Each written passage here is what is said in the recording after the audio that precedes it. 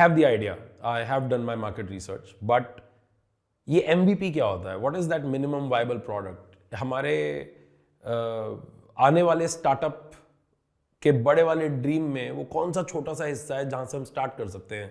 What is the smallest piece that can be called my product which can mimic the kind of product that I'm trying to build?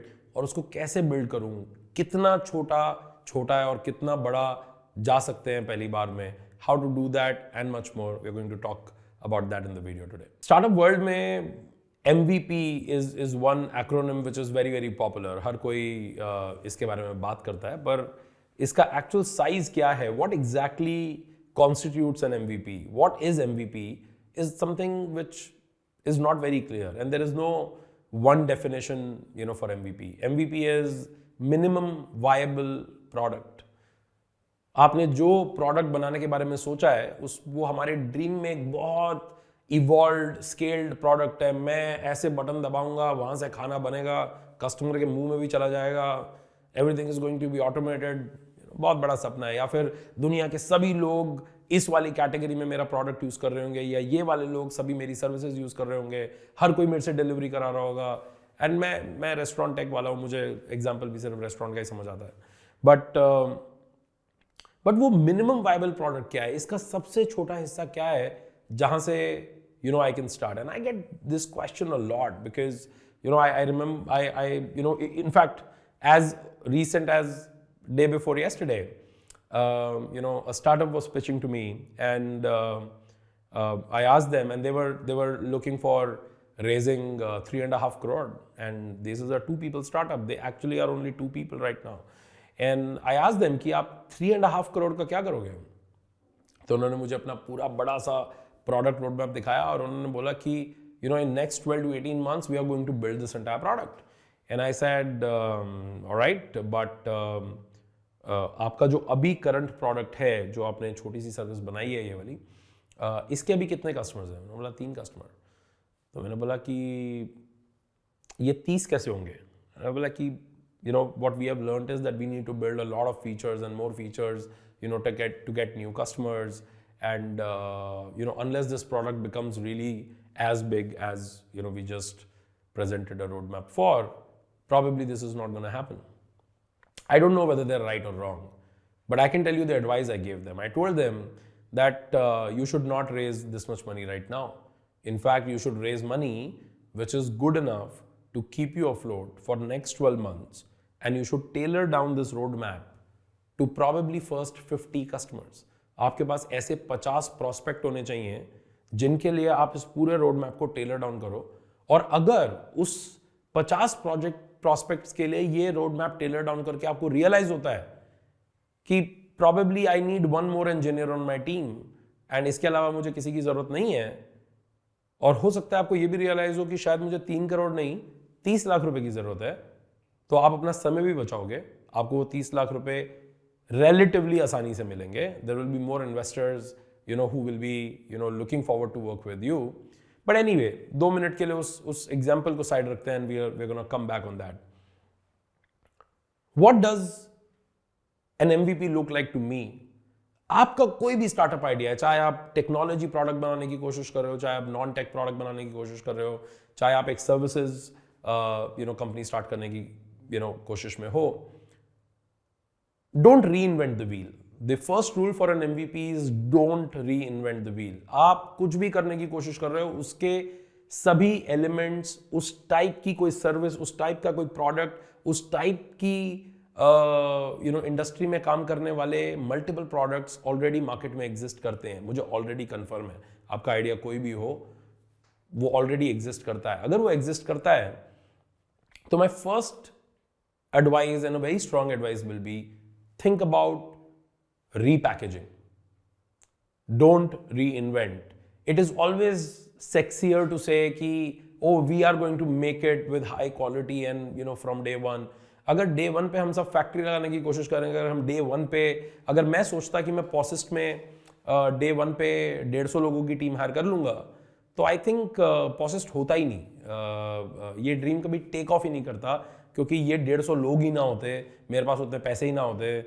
मेरे को ये पैसे इसलिए नहीं मिलते क्योंकि मेरे पास वैलिडेशन नहीं था। MVP के एनिमीज कौन कौन है?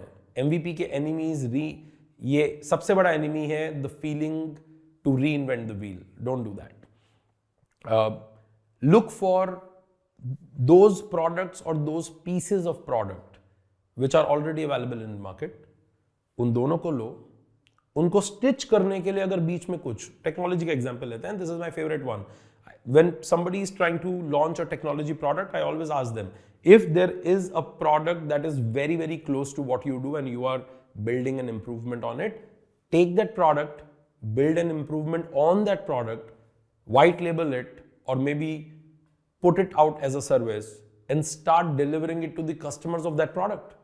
कल को वही तुम्हारे prospects हैं, कल को वही लोग हैं जिनको आप जब बिल्कुल fresh new minted product दोगे, they will be the first ones to latch on to. हम सब ने एक बियर ब्रांड का नाम सुना होगा, बीरा, and we all know that it was I think one of the first Indian homegrown new age beer, and I can tell you that Bira, for first early part of its life when they actually picked up, they were not manufacturing beer in India, they were getting beer from Belgium. दुनिया में बीरा अपने आप को establish करना चाहता था as a premium beer, as a new age beer, but they wanted the best in class beer. Their target was to manufacture beer which is as good as the world best, and best wheat beer in the world is comes from Belgium.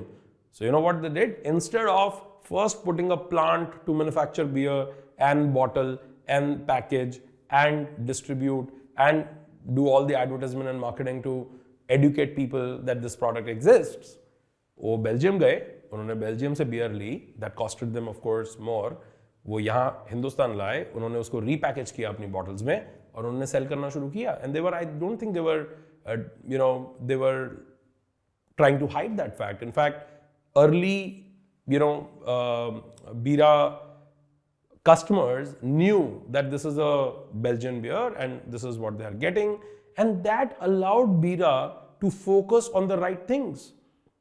वो right things क्या थी? जब उनको manufacturing का problem ही नहीं हुआ. आप सोचो, आप अगर 2 मिनट के लिए सोचोगे कि मुझे बियर की कंपनी स्टार्ट करनी है, मैन्युफैक्चरिंग यूनिट बनाना, चलाना, क्वालिटी मेंटेन करना कितना बड़ा काम है.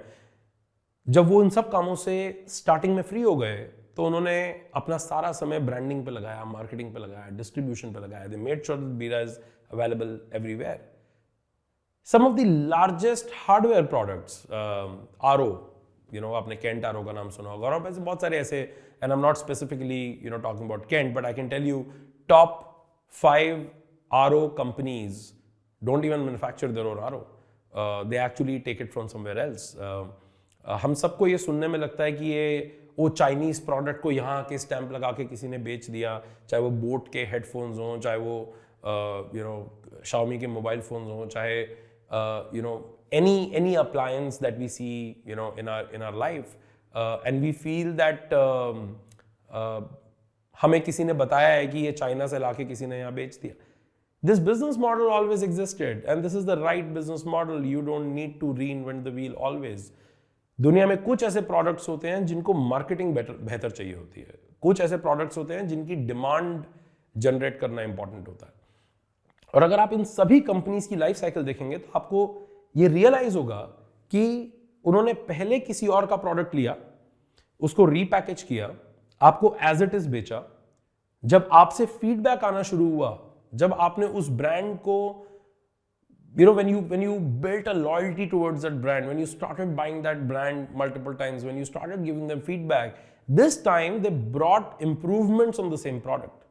This time they could actually hear you. This time they could focus on users, the customers, instead of getting overwhelmed by building it.